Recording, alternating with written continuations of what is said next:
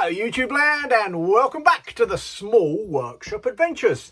Bit of housekeeping before we get started. If you're new to the channel, please subscribe and click the notification bell, then you'll know when videos are coming. And please click the like button, it's really appreciated, and it helps promote my channel. It shows YouTube that you like this sort of thing, and so YouTube promote it more with more likes clicked. So thank you. Another tool review, as they say. That's what this video is. We're going to be looking at the Dewalt DWE7485 Jobsite table saw, the table saw that you can move around. So we're going to look at it. It's not brand new. It's not like an unboxing. I actually had this. Is my second one. I had this back in. I got this brand new back in beginning of December. I had one previously that's a much older one or so, but this is a new one. So it's what Dewalt are selling right now that you can go and buy. So we're going to look at that and see how we get on with it. So here she is. Just zooming in there on the model number so you can see that. All the information there, really important. And just giving you an overview of what it looks like and general size. And I'm just going to spin around because I can on this, he says. So we're just spinning around. That's a side view. We've got the dust extraction on the back. You can see there, looking down and spinning around again. This side you've got the plug and all of that. It's 240 volt. Actually, it's a 230 volt actually officially, but standard. So we're going to spin that round again and have a look and see how we get on. Just give you a top view. There we go. And we've got just an overall of the size of it there. The first thing I think is important to know, which we don't always look at, is the physical size, how much real estate it takes up.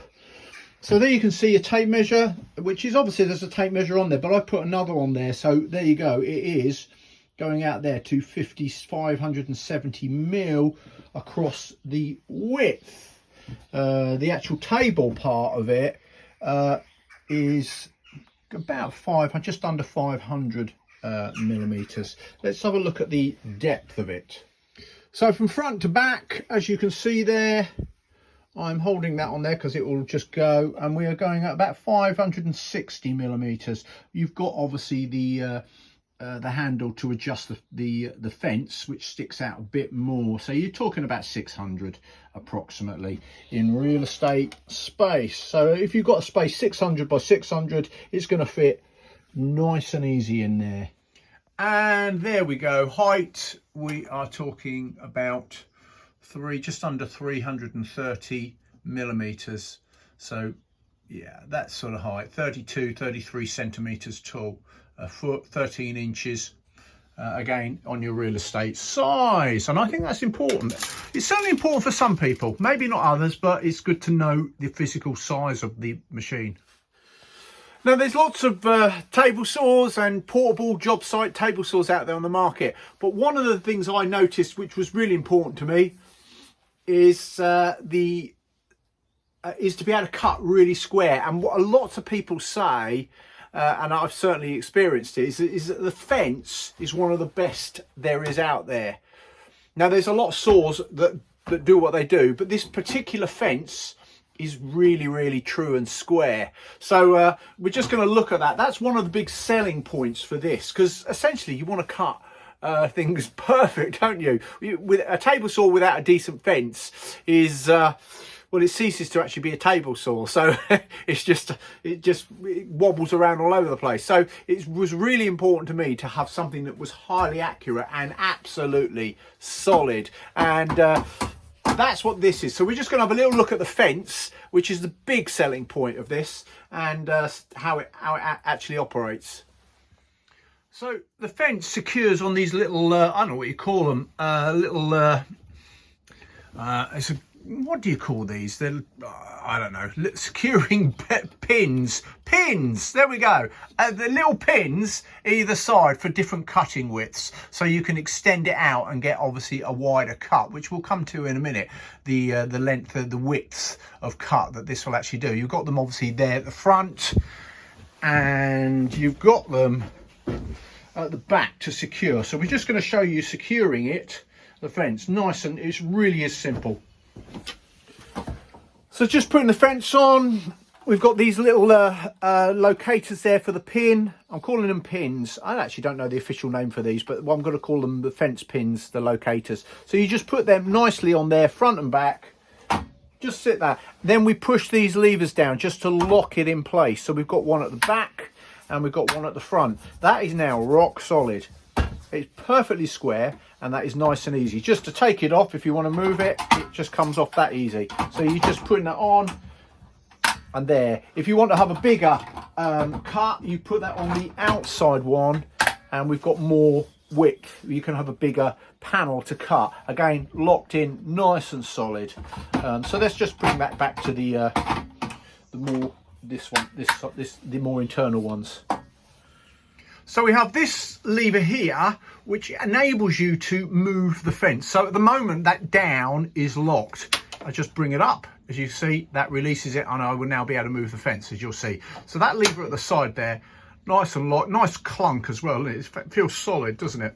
And then to release it, to move the fence, to set the distance you want to do.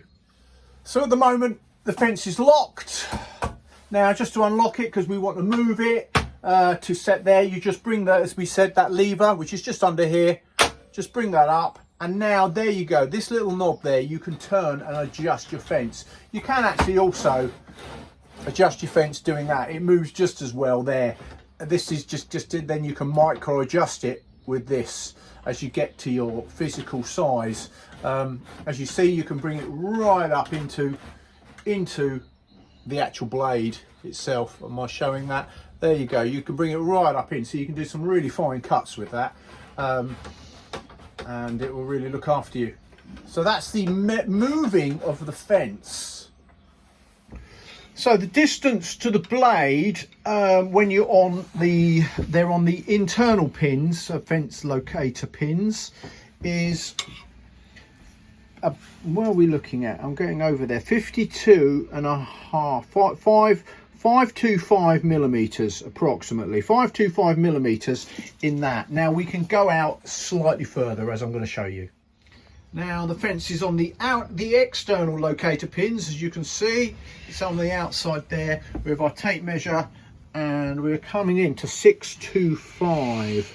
6.2, just a bit further than 625. So that is the sort of size that you could rip a panel using this table saw, which is for most uses on a job.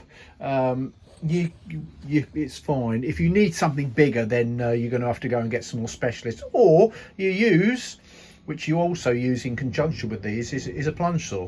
So that's another tool for ripping panels down, but that's a pretty big area that you can get on a job site table saw, and I think that's more than adequate.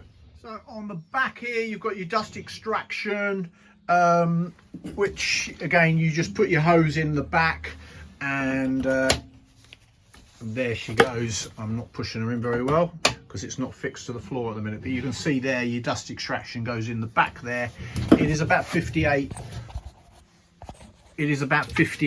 mil, the internal, not the outside. If I measure that, it's about 58 millimeters for the internal hose.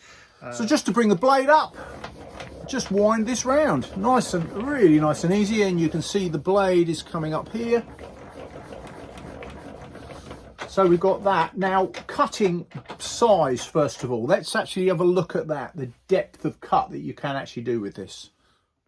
So the depth of cut is about 65, 66 millimeters. So I can zoom in a bit on there. You can actually see the actual size of cut that you would be looking to get out of this. Now, if you're cutting at that, you're really maxing this out, and you're getting into realms where it's maybe not as safe as it should be, but it will do it. But I wouldn't want to. If I'm having to cut material that big, then probably I'm actually not going to use this table saw.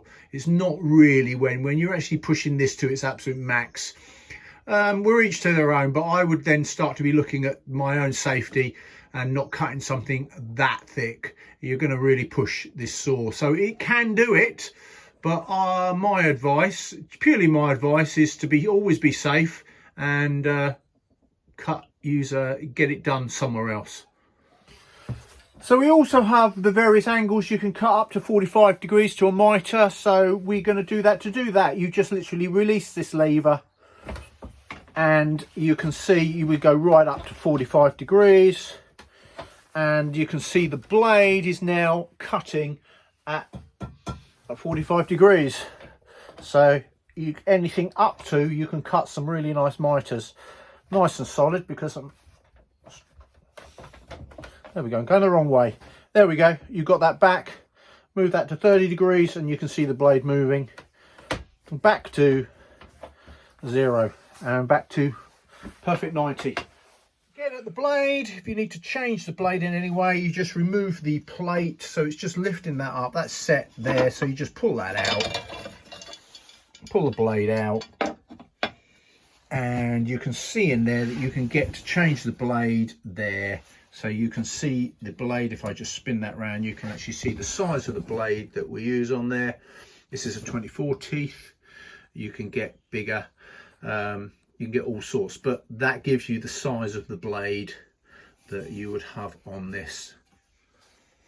Another nice feature is the carrying handle. It's really easy. I'm going to look at the weight in a minute. I don't actually know. I'd need to look at exactly what the weight is, but it's very manageable to lift. But that's a very handy carry handle that you can grab and either where you can hang it down effectively like a suitcase, or I tend to carry it in two hands.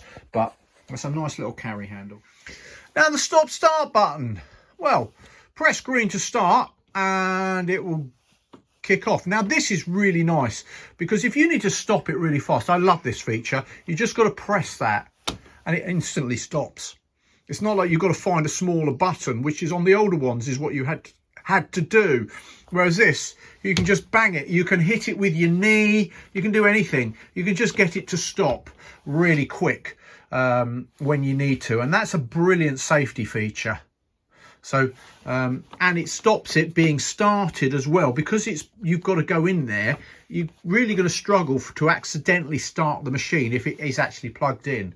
So safety always with this, but that is a really good safety feature on this particular DeWalt. You can see there the riving knife thickness is 2.2 millimeters. And there you go, cut depth 65 mil, which is what I said, didn't I? If you were going to be cutting depth at 65 millimeters, then you really are stretching this, and I would move to possibly another type of save, getting it done somewhere else. But it can do it. It can do it. Whether you would do it, I don't know. That's your choice. Safety always first with these machines. Respect them, and they will look after you. Now, one of the important parts of a job site saw is its portability. Well, as you can see, I'm lifting it. Now, is it heavy? I couldn't hold that for a long time, but you carry that and it's actually quite easy to carry it. I'm just going to show you.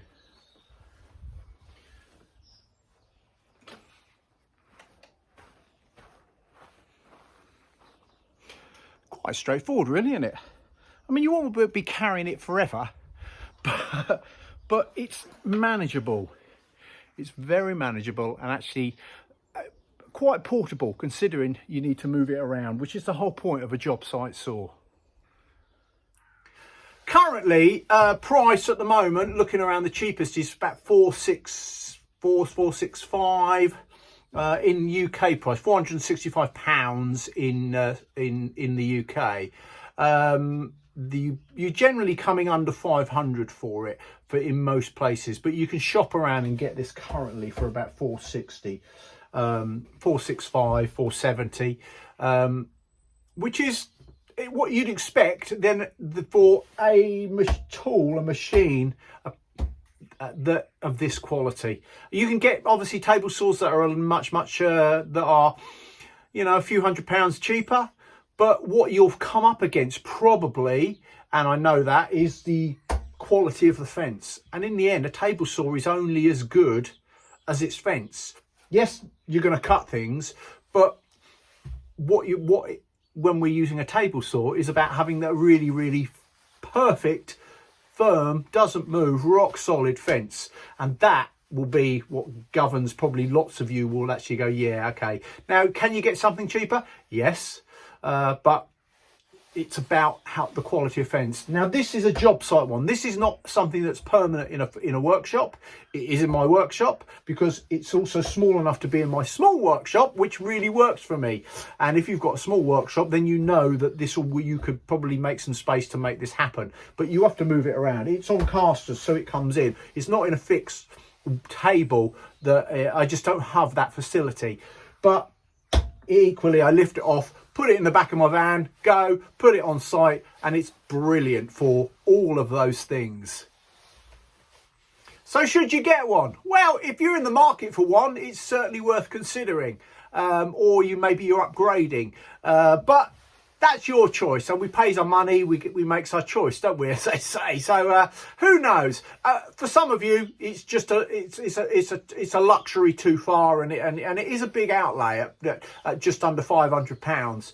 But you can do so much with this, and as you see in lots of videos, you can make this work for you in so many different ways. I do lots of tenon on it, mortise and tenon joints, so it just speeds up. If you need something to go on and you're making something and you need something to be quicker, this is just another tool to have in your arsenal, in amongst your toolkit, that's going to make life a lot easier for you. At £500, well, is it worth it? For some of us, definitely not. It's not worth it because that's a big outlay and you may not use it very much. But for the money, I think it's actually good value for money, considering what you get out of it and what you can do with it. So thanks for watching. I'll put up some other tool reviews up here, mostly Dewalt I seem to have. Mostly, not exclusively. I do have some other stuff other than Dewalt, but I happen to like Dewalt, and that's the ecosystem that I've chosen to work with. So from me, Mark, at the Small Workshop Adventures, take care, everybody. See you soon. Bye.